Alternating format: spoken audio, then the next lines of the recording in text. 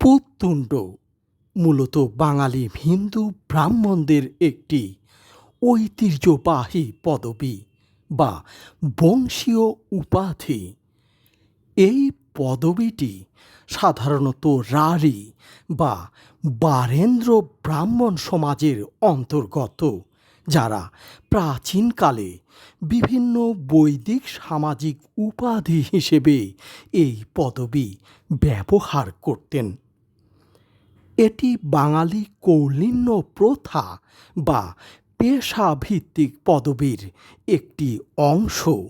এটি বাঙালি হিন্দু ব্রাহ্মণদের বর্ণের অন্তর্ভুক্ত।